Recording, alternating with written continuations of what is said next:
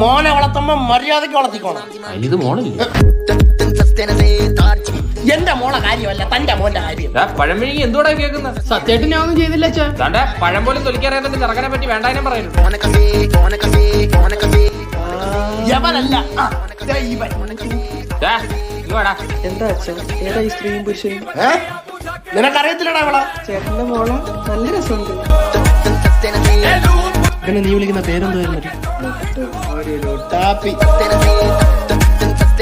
ഈ ലുട്ടാപ്പി ഇന്നലെ എന്റെ വീട്ടിന്റെ മതില് ചാടി.